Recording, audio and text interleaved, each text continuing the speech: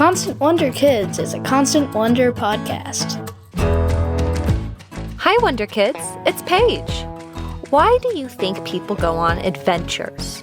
Some people go on adventures because they're thrill seekers, like skydivers. These folks want to experience something scary, but in a fun way. Other people go on adventures to spend time with people that they care about, like a family going on a camping vacation. Maybe you're getting ready for your own summer adventures, and if you are, think about printing out our Season 3 coloring page on our website. It has all sorts of activities that will help you make your own adventures this summer. People also go on adventures because they're curious and they want to discover something new, like scientists exploring an unknown region of the world. Today, we're going to hear a story about this type of adventure, a journey of scientific discovery. I want people to know that these two women loved plants, they loved the natural world, they were good scientists, they did meaningful work along the Colorado River corridor.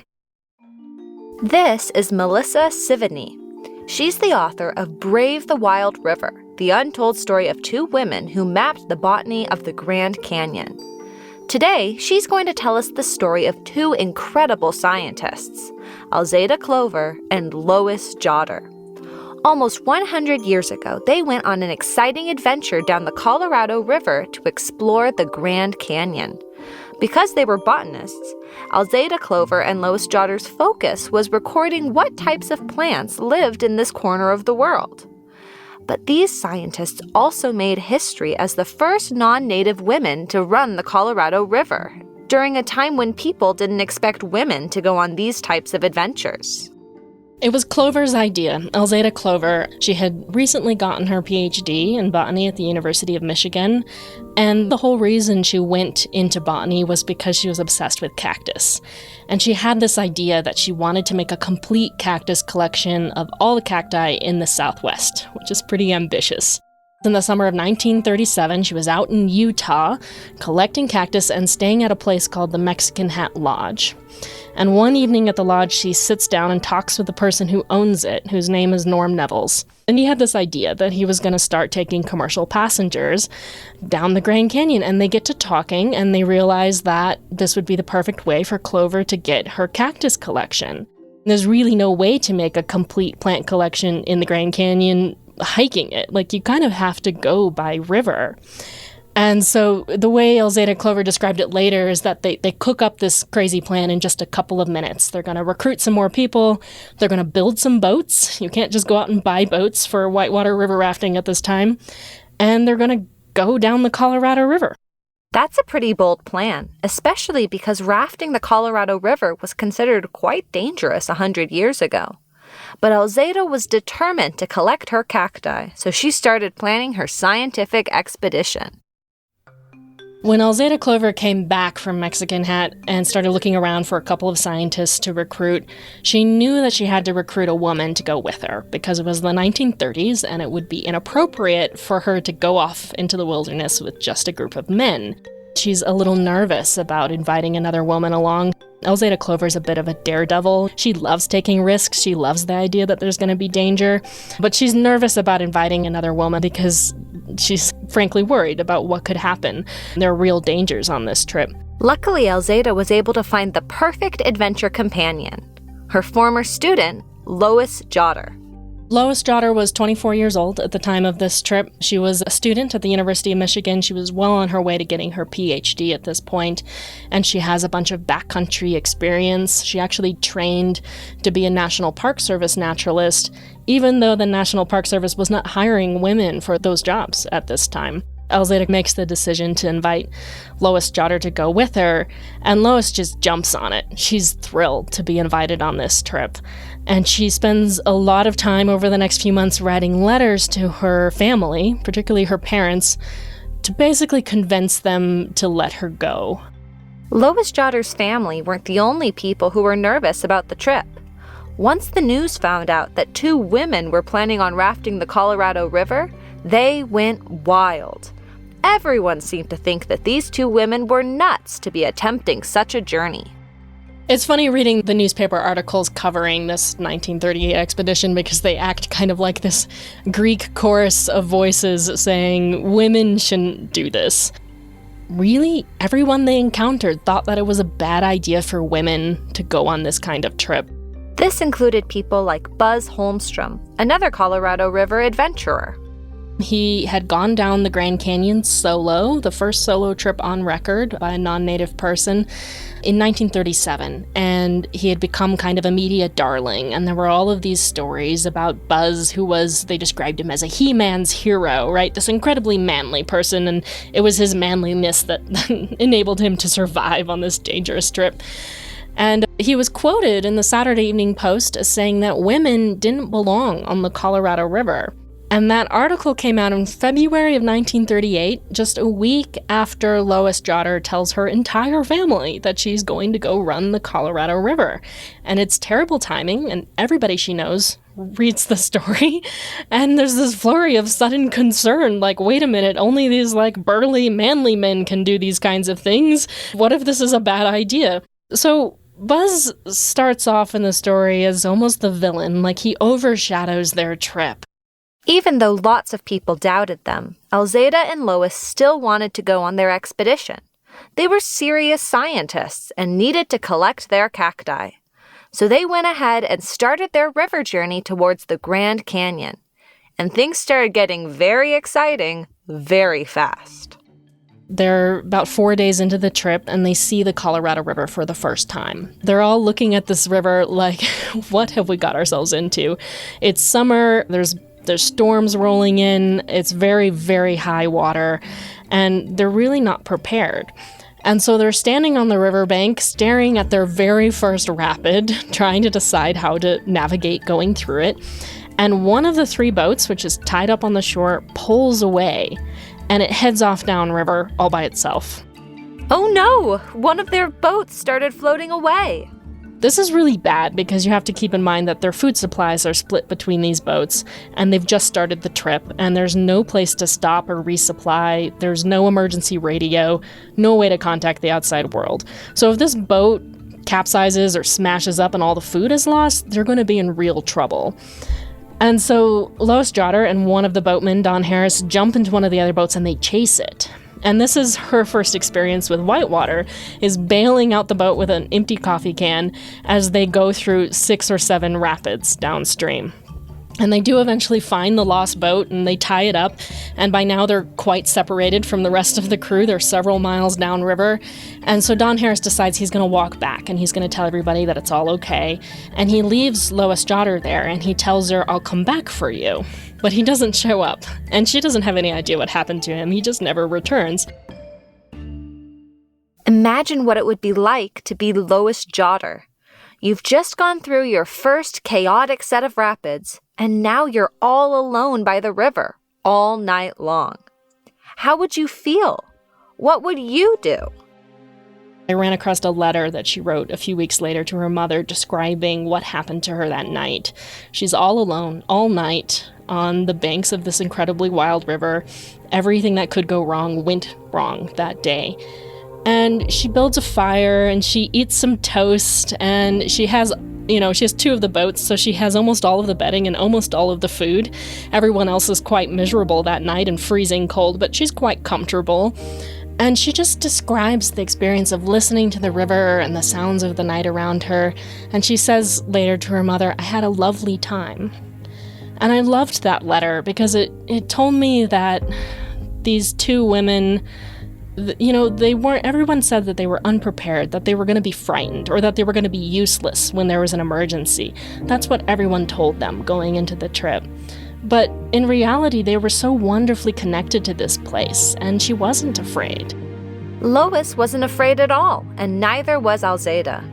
Even though the trip was difficult, they were up to the challenge and learning a lot about plants.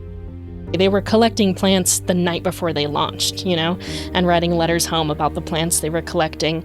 They were really quite obsessed with plants, and they wanted to get as complete a picture as they could of this region that they were exploring. Both women ended up collecting plants on the trip itself, mostly very early in the morning or very late at night, because there wasn't time during the day to stop and make special side trips for collections. As the crew continued down the river, the newspaper reporters kept a close eye on them and shared the story with the country.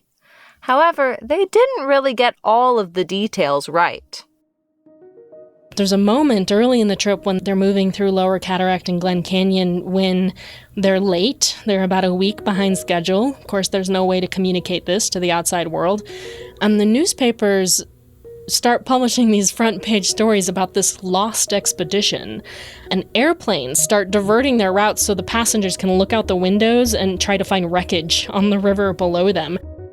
July 5th, United Press. Colorado Voyagers over limit set by scanty food supply. Anxiety grows with failure to appear.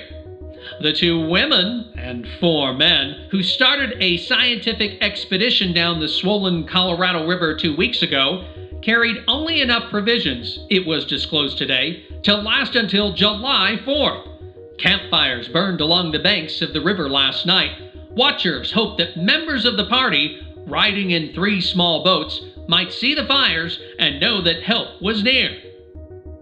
Oh dear, the newspapers definitely made it seem like things were not going well for the river crew. And this is what everyday stories in the national press are saying. And so Lois Jotter's family is reading this, and they're terrified. And they're writing letters to each other like, we have no idea what happened to her. Maybe we shouldn't have let her go. They're so very frightened. And Jotter's oblivious to all of this, and she writes some very cheerful letters when they finally arrive at Lee's Ferry and can get some mail out, where she's like, I'm having a great time, and I'm really looking forward to going further. And meantime, her family is just in a state of panic. As the crew continued on their journey, stopping in little towns along the river, some of their critics began to change their minds about women rafting the Colorado River. Halfway through the trip at Lee's Ferry, Buzz Holmstrom himself shows up in person to meet these 2 women that he's been reading so much about in the news. At this point, Alzada Clover has gone off to recruit some more boatmen, so it's just Lois Jotter there. And I think they're both surprised. Neither of them meet the person they were expecting to meet. They spend about a day and a half together, and in the course of that day and a half, Buzz Holmstrom changes his mind. And he actually writes a letter to his mother right after meeting Lois that says, the women on that trip are really doing better than the men. Lois and Alzada were proving the newspapers wrong. Their skills as scientists and adventurers allowed them to keep on going, even when it was difficult. And after 43 days on the river, they completed their journey. Thank goodness they make it. It takes them 43 days to do this trip. They arrive at Lake Mead. They discover the boats they're in are not designed for rowing over a lake in 110-degree temperatures. It's quite awful. It's going to take them 3 days to do that. Luckily, they don't have to, because Buzz Holmstrom shows up with a motorboat and rescues them. Buzz Holmstrom to the rescue. The same guy who said that women shouldn't be on the river is the one who shows up at the end to help them successfully cross the finish line. How awesome is that?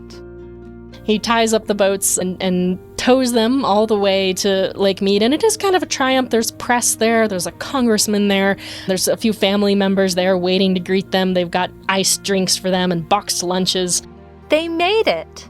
Alzada Clover and Lois Jotter successfully navigated the Colorado River and documented all sorts of important plants. And when Melissa came across their story, she wanted to share their legacy with the world. They did publish 2 scientific papers that are incredibly important today. When I talk to botanists who work in this region today, they know who these women are. I want people to know that these 2 women loved plants. They loved the natural world. They were good scientists.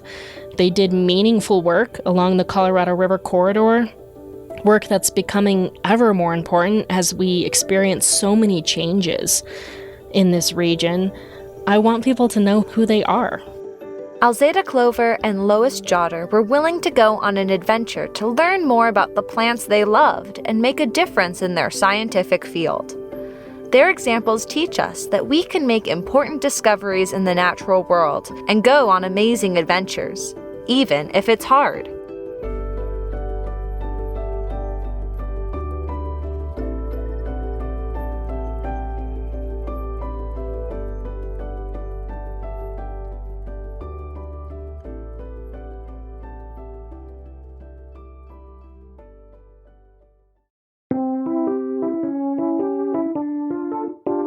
They went down a river to find some plants. Lots of people thought that they didn't stand a chance.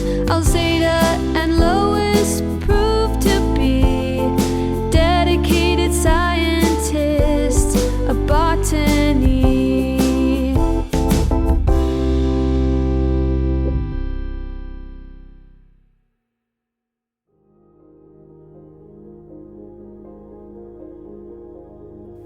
Hello, parents. I'm Marcus Smith, and I host Constant Wonder, the source of material for Constant Wonder kids. Everything you've just heard actually comes originally from Constant Wonder, the Source podcast, which happens to have some great material for kids too, but as a grown-up, you're going to enjoy the original extended episode on Constant Wonder.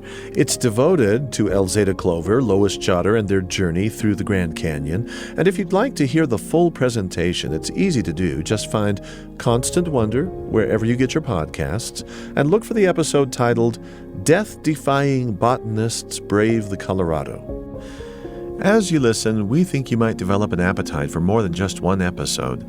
As a series, Constant Wonder is an ongoing quest for awe and wonder in all nature, human or wild, vast or small. Whoever said adults don't have time for wonder? A great way to connect to a world full of awe and wonder is to subscribe to Constant Wonder on your favorite platform. Constant Wonder Kids was produced by Paige Crumperman-Darrington with sound design by Mitchell Towsley. Tenery Taylor is the executive producer. Constant Wonder Kids is a production of BYU Radio.